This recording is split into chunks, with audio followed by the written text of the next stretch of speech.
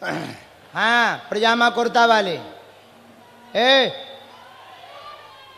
Uncle जी, क्या नाम है तुम्हारा? हैं? क्या नाम है? अभी तुम क्या कर रहे हो इधर? क्या कर रहे हो इधर? खड़े हो? बहुत बढ़िया। भी कथा कौन सुनेगा?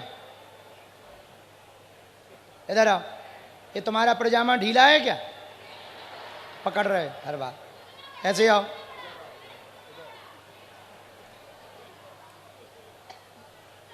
उस पर खड़े हो।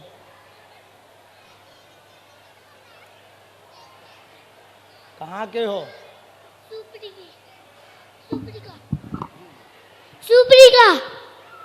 क्या नाम है? अभी। काय को आए हो? हाँ? किस लिए आए हो? कथा सुनने। और किस लिए? कथा सुनने। कथा तुम सुन रहे हो? शैतानी कर रहे हो तुम? हलवा सुन रहे हो? कथा? हाँ? शैतानी कर रहे हो? कथा कहाँ सुन रहे हो? कथा भी सुन रहा हूँ मैं। और शैतानी भी कर रहे हो? बहुत ईमानदार हो भाई। बाबा बनोगे? हाँ? बाबा बनोगे? बाबा?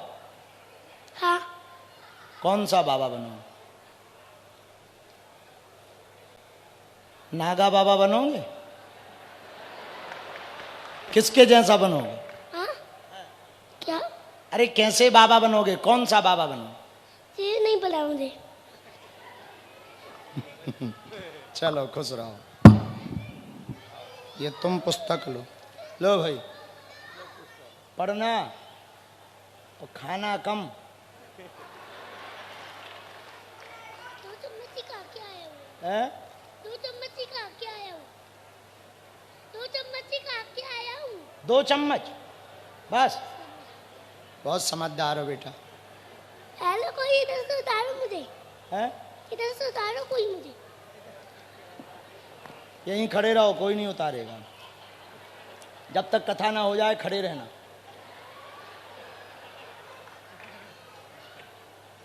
बैठो बच्चों, अब बैठो। ये खड़े रहेंगे, तुम लोग बैठो।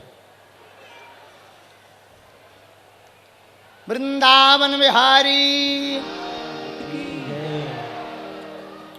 वृंदावन के रास में पहुँचे जाय महेश। मिल सखियन के झुंड में धर गोपी का भेष। भगवान खड़ा रहना। आगे आ जाओ, गिरना जाना। हाँ, तो किताब हमें दे दो, बस खड़े रहो। जब गिरने लगो हमें पकड़ लेना है।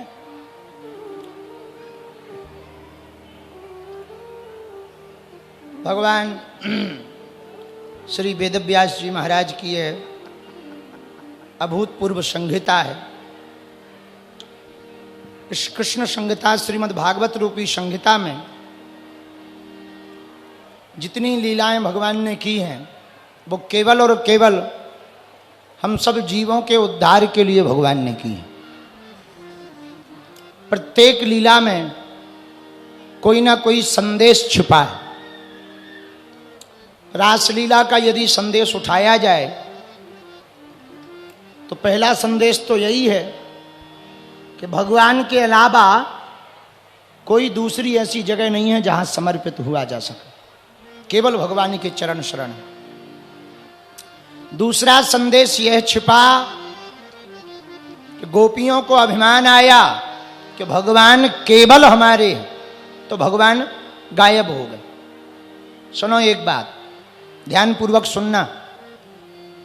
भगवान हमारे हैं ये भाव तो बहुत बढ़िया है, लेकिन केवल हमारे हैं ये बहुत गलत है। भगवान हमारे तो हैं लेकिन केवल हमारे नहीं हैं, सबके हैं। हाँ, हमारे हैं ये बहुत अच्छा है। पर गोपियों को अभिमान क्या आया? भगवान केवल हमारे हैं, तो भगवान गायब हो गए। बोलो सीताराम। गोपी गीत की चर्चा महाराष्ट्र में गोपी गीत के बाद महाराष्ट्र में भगवान शंकर का गोपी स्वरूप धारण करना, गोपेश्वर नाथ बनना। आगे अक्रूर जी भगवान को लेने के लिए आते हैं। राजा कंस को नारद जी ने समझाया, सुनो राजा, एक एक करके जितने भी राक्षस भेजोगे वो दोनों सबको मार डालेंगे, और एक दिन ऐसा आएगा तुमको भी मार डालेंगे। एक काम करो, दोनों को नष्ट करना है तो दोनों को बुलाओ और कोई योजना बनाओ, तभी जीत पाओगे। तो राजा कंस ने कहा, महाराज क्या उपाय किया जाए? बोले एक उपाय है। बोले क्या? बोले बच्चों को मेला ठेला का बड़ा शौक रहता, मेला देखने का। बोले मेला का आयोजन करो और दोनों को बुलाओ। पर बुलवाएं किससे? बोले जो उनका हितैषी हो और तुम्हारी बात माने, वही ला सकता है। तो ब्रजवासियों के हितैषी कौन? बोले नंद बाबा ब्रजवासियों के हितैषी अक्रूर जी हैं। उनको बुला दिया राजा कंस ने। कहा जाओ वृंदावन जाकर के नंद के जो घर में दो छोरा हैं, यशोदानंदन और रोहिणी नंदन, दोनों को लेकर आओ। अक्रूर जी चले तो प्रातः काल, लेकिन पहुंचे शाम को। बोले इतनी दूर है क्या वृंदावन मथुरा से? बोले नहीं, दूर नहीं है तो पास में, पर भाई रथ को कोई चलाए तो घोड़े चले। अक्रूर जी बैठ गए और ध्यान अवस्था में आ गए। बार बार चित्त में चिंतन करने लगे, आज हम कन्हैया को देखेंगे, ठाकुर जी हमको पहचानेंगे कि नहीं पहचानेंगे, बुलाएंगे कि नहीं बुलाएंगे, हमको आशीर्वाद देंगे कि नहीं देंगे, मिलेंगे कि नहीं मिलेंगे, मिलेंगे तो कैसे मिलेंगे, ये चित्त में बातें चल रही थी। तो रथेन गोकुलम प्राप्तः, सूर्य अस्त हो गया वृंदावन पहुंचते पहुंचते। और जब मथुरा से वृंदावन पहुंचे सूर्य अस्त के समय, उस समय दोनों भैया हमारे ठाकुर जी दाऊ भैया दोनों गलवैया डालकर गऊओं को दुहने जा रहे थे। अक्रूर जी ने देखा, ददर्श कृष्णम रामम चा ब्रजे गोदोहनम गतौ। जैसे ही दोनों को गलवैया डाले हुए कन्हैया को श्याम वर्ण में पीतांबर कन्हैया का लहरा रहा और गौर वर्ण में दाऊ भैया का नीलांबर लहरा रहा, दोनों को देखा तो जैसे शरद पूर्णिमा का चंद्रमा एक साथ प्रकट हुआ दिखाई पड़ता, वैसे ही अक्रूर जी को दो दो चंद्रमा दाऊ भैया और कन्हैया के रूप में दिखाई पड़ रहे हैं।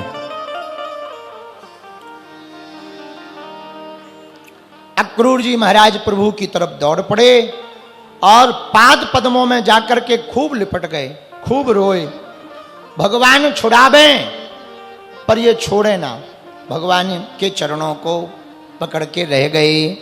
बार बार भगवान उठाने लगे, प्रेमाश्रुओं से भगवान के चरणों को धोने लगे। पाद पद्मों का प्रक्षालन श्री ठाकुर जी के अक्रूर जी अपने अश्रुओं से करने लगे। भगवान ने इस प्रकार प्रेम देखा, बड़ी मुश्किल से हाथ से उठाया। चाचा जी कह करके ठाकुर जी ने कहा, चलो चाचा जी घर चलो। चाचा जी आ गए, चाचा जी आ गए, बड़े प्रेम से हाथ पकड़ करके अक्रूर जी को नंद भवन में ले आए।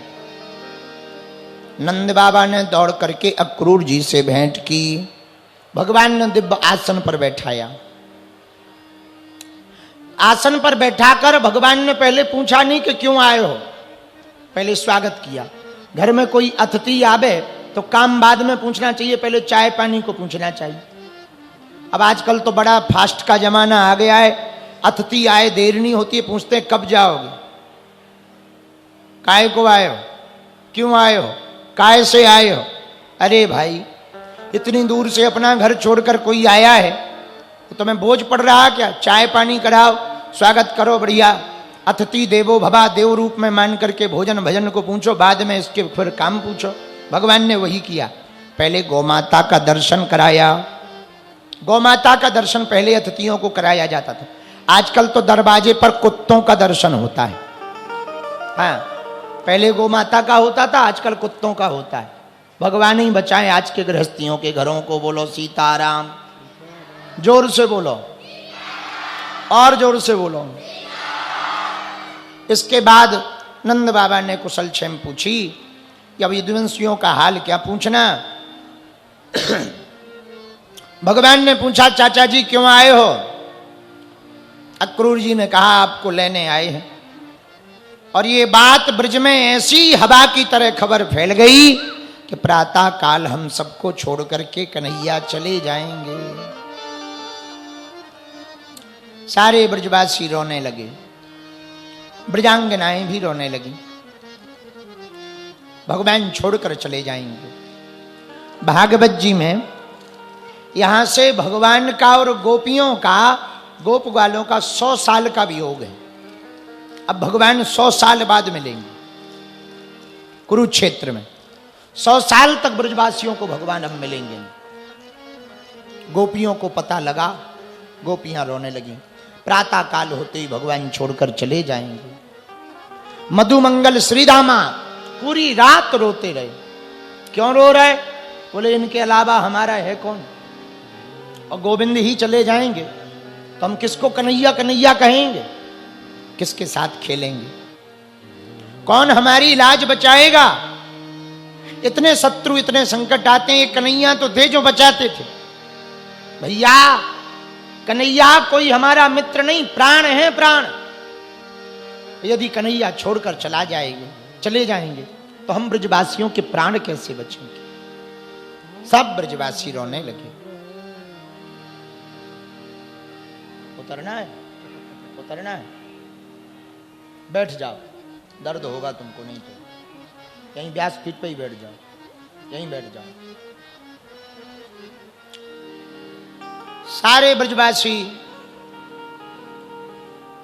पूरी रात रोते रहे, खूब रोते रहे।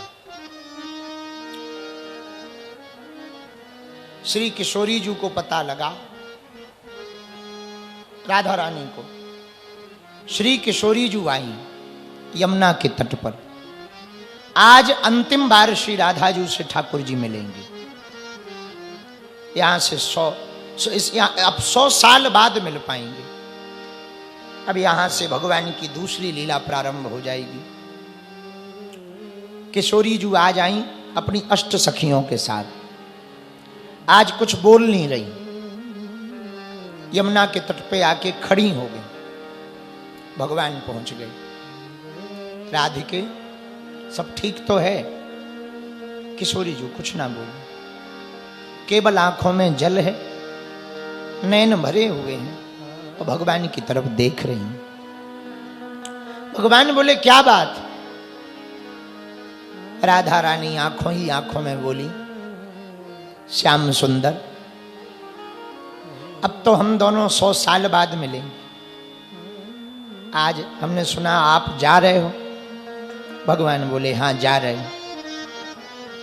अच्छा, अब तो आप हमें भूल ही जाओगे, ब्रजवासियों को तो भूल ही जाओगे। अब तो आपके बड़े बड़े महल होंगे, बड़ा नाम होगा, द्वारका के राजा बनोगे, रानियां होंगी, पटरानियां होंगी,